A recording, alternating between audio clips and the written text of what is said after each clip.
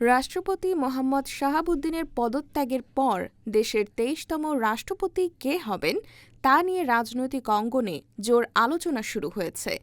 সম্ভাব্য প্রার্থীদের তালিকায় ৫টি নাম সবচেয়ে বেশি আলোচনায় রয়েছে। এর মধ্যে ৪ জনই বিএনপির সর্বোচ্চ নীতি নির্ধারণী ফোরাম জাতীয় স্থায়ী কমিটির সদস্য।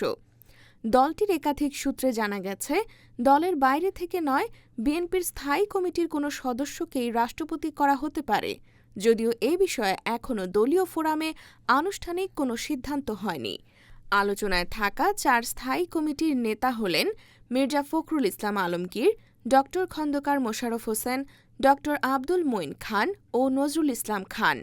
এছাড়া সম্ভাব্যদের তালিকায় রয়েছেন মন্ত্রিপরিষদ সচিব নাসিমুল গনি। বিভিন্ন সময় সাবেক প্রধান বিচারপতির নামও আলোচনায় এসেছে। তবে বিএনপি ও সরকারের দায়িত্বশীল সূত্রগুলোর ভাষ্য, শারীরিক সক্ষমতা সহ বিভিন্ন বিষয় বিবেচনায় সম্ভাব্য প্রার্থীদের তালিকা এখন অনেকটাই সংক্ষিপ্ত হয়েছে। গত ২ দিনের সবচেয়ে বেশি আলোচনায় উঠে এসেছে স্থানীয় সরকার, পল্লী উন্নয়ন ও সমবায় মন্ত্রী মির্জা ফখরুল ইসলাম আলমগীরের নাম। দলের একটি অংশ তাকে রাষ্ট্রপতি পদে দেখতে আগ্রহী বলেও জানা গেছে। এর আগে শুক্রবার বিকেলে শারীরিক অসুস্থতাজনিত কারণ দেখিয়ে রাষ্ট্রপতির পদ থেকে মোহাম্মদ শাহাবুদ্দিন পদত্যাগ করেন। রাষ্ট্রপতি পদটি শূন্য হওয়ায় সংবিধান অনুযায়ী দেশের ভারপ্রাপ্ত রাষ্ট্রপতি হিসেবে দায়িত্ব নিয়েছেন জাতীয় সংসদের স্পিকার হাফিজউদ্দিন আহমদ। প্রসঙ্গত, ২০২৩ সালের ২৪ এপ্রিল আওয়ামী লীগের মনোনয়নে বিনা প্রতিদ্বন্দ্বিতায় বাংলাদেশের ২২তম রাষ্ট্রপতি হিসেবে শপথ নেন মোহাম্মদ শাহাবুদ্দিন।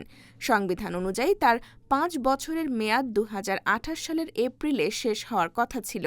গত ২০২৪ সালের ৫ আগস্ট ছাত্র জনতার অভ্যুত্থানে আওয়ামী লীগ সরকারের পতনের পর সাবেক প্রধানমন্ত্রী শেখ হাসিনা দেশত্যাগ করেন। পরবর্তীতে সংসদ বিলুপ্ত ও অন্তর্বর্তী সরকার গঠনসহ বিভিন্ন রাষ্ট্রীয় প্রক্রিয়ায় রাষ্ট্রপতি হিসেবে মোহাম্মদ শাহাবুদ্দিন দায়িত্ব পালন করে আসলেও বর্তমান রাজনৈতিক পরিস্থিতিতে তার পদত্যাগ নিয়ে দেশজুড়ে আলোচনা চলছে।